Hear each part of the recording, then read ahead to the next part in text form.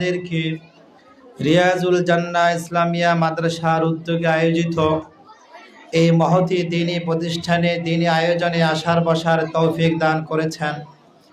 এই জন্য আমরা প্রত্যেকে অন্তরের অন্তঃস্থল থেকে শুকরিয়া জ্ঞাপন করি, সকলে বলি আলহামদুলিল্লাহ। সম্মানিত উপস্থিতি, যে আয়াতে কারিমা তেলাওয়াত করা হয়েছে, এই আয়াতে আল্লাহ রব্বুল আলামিন একটি কিতাবের পরিচয় আমাদেরকে দিয়েছেন।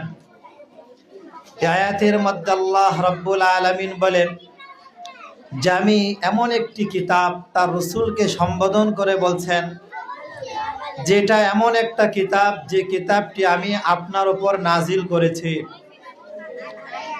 আর আপনার উপর যে কিতাবটি আমি নাজিল করেছি, এই কিতাবের উপকারিতা কি? আল্লাহ রাব্বুল আলামিন বলেন লিতুখরিজান নাসা মিনাজ যুলুমাতি ইলান নূর। এই কিতাবের মাধ্যমে আপনি মানুষকে অন্ধকার থেকে আলোর দিকে বের করে আনতে পারবেন। তাহলে মুহাম্মাদুর রাসূলুল্লাহ সাল্লাল্লাহু আলাইহি সাল্লামের উপর যে কিতাবটি অবতীর্ণ হয়েছে, এটাই একমাত্র কিতাব যেই কিতাবের মাধ্যমে মানুষ অন্ধকার থেকে আলোর দিকে বেরিয়ে আসতে পারে। তো পৃথিবীর মধ্যে তো অসংখ্য অগণিত কিতাব রয়েছে, কিন্তু একটাই কিতাব যার মাধ্যমে আমি আর আপনি আলোর পথ পেতে পারি, আর ওই কিতাবের নাম হচ্ছে আল কোরআন। এই কোরআন এমন একটি কিতাব যেই কিতাবের মাধ্যমে অন্ধকার থেকে আলোর দিকে বেরিয়ে আসা যায়। এটা এমন একটি কিতাব যেই কিতাবের মাধ্যমে লাঞ্ছনার অতল গহ্বরে নিমজ্জিত ব্যক্তি সফলতার উচ্চ শিখরে পৌঁছতে পারে। আল কোরআন এমন একটি কিতাব যেই কিতাব স্পর্শ করলে ইবাদত, যেই কিতাব পাঠ করা ইবাদত, যেই কিতাব পড়ানো ইবাদত। এটা এমন একটি কিতাব যেই কিতাব শ্রবণ করা ইবাদত।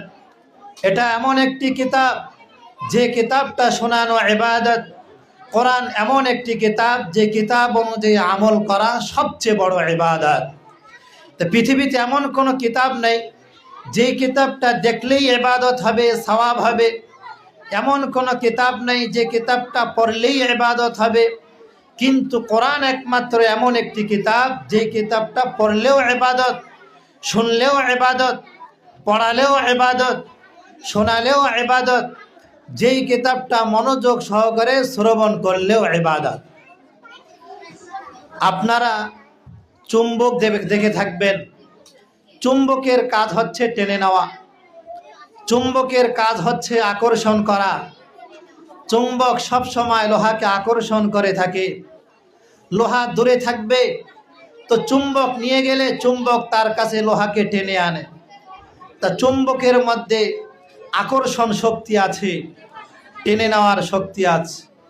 ঠিক তেমনিভাবে আল কোরআন এমন একটি কিতাব যে কিতাবের মধ্যে আকর্ষণ শক্তি আছে, টেনে নেওয়ার শক্তি আছে। এই কিতাবের মধ্যে কি আকর্ষণ শক্তি? আল্লাহ রব্বুল আলামিন পবিত্র কালামুল্লাহ শরীফের মধ্যে ইরশাদ করেন, ওয়াইযা কুরিআল কুরআনু ফাসতামিউ লাহু ওয়া আনসিতু লাআল্লাকুম তুরহামুন। যখন কোরআন পাঠ করা হবে, যেই মজলিসে, যেই স্থানে কোরআন পাঠ করা হবে, তোমরা যদি দুটি কাজ করতে পারো। এক নম্বর কাজ হচ্ছে ফাসতামিউ লা, তোমরা মনের কান দিয়ে শুনবে। দুই নম্বর হচ্ছে ওয়া আনসিতু, তোমরা চুপ থাকবে, পূর্ণ মনোযোগ সহকারে শুনবে। এই দুইটি কাজ যদি অবলম্বন করতে পারো, লাআল্লাকুম তুরহামুন, তাহলে তোমরা রহমত প্রাপ্ত হবে। অর্থাৎ এর মাধ্যমে জানিয়ে দেওয়া হয়েছে কোরআন এমন একটি গ্রন্থ যেই গ্রন্থ রহমতকে আকর্ষণ করে, যেই গ্রন্থ রহমতকে টেনে আনে। অতএব যে ব্যক্তি কোরআন পাঠ করবে তার উপর আসমান থেকে রহমতের বারিধারা বর্ষণ হবে। যে পড়াবে তার উপর রহমতের বারিধারা বর্ষণ হবে। যে শ্রবণ করবে তার উপর রহমতের বারিধারা বর্ষণ হবে। যেই মজলিসে কোরআন পাঠ করা হবে ওই মজলিসের ওপর রহমতের বারিধারা বর্ষণ হবে। যেই এলাকায় কোরআন পাঠ করা হবে ওই এলাকার ওপর আল্লাহ রাব্বুল আলামিন রহমতের বারিধারা বর্ষণ করবেন। তাহলে কোরআনের কাজে হচ্ছে আল্লাহর রহমতকে আকর্ষণ করা, আল্লাহর রহমতকে টেনে আনা।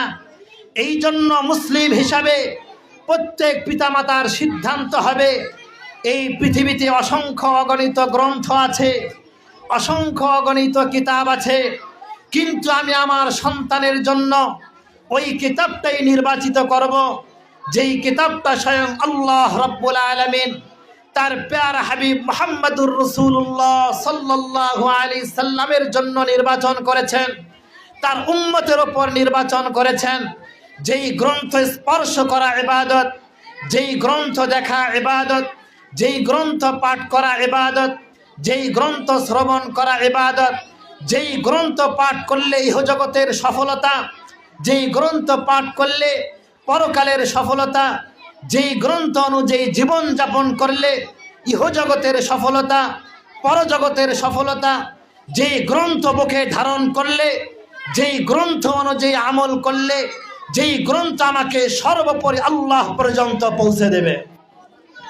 সেই জন্য প্রত্যেক পিতামাতার সিদ্ধান্ত, আমার সন্তান যেই শিক্ষায় শিক্ষিত হোক না কেন, সর্বাগ্রে সর্বপ্রথম আমার সন্তান কোরআনী শিক্ষায় শিক্ষিত হবে। আমার সন্তান যেন সর্বপ্রথম কোরআনের তালিম পায়। এটা যদি হয় তাহলে ওই পিতামাতা সৌভাগ্যবান, সে সঠিক সিদ্ধান্তে উপনীত হতে পারবে এবং তার সন্তানরাও সফল ও কামিয়াব হতে পারবে। সন্তানকে অনেক ডিগ্রি অর্জন করিয়েছে, কিন্তু আমার সন্তান কোরআন পড়তে পারে না, কোরআন অনুযায়ী আমল করতে পারে না, কোরআন কি বলে, কোরআন কি মেসেজ নিয়ে এসেছে, কোরআন কি বার্তা নিয়ে এসেছে আমিও জানলাম না, আমার সন্তানও জানলো না। তাহলে কি হলো?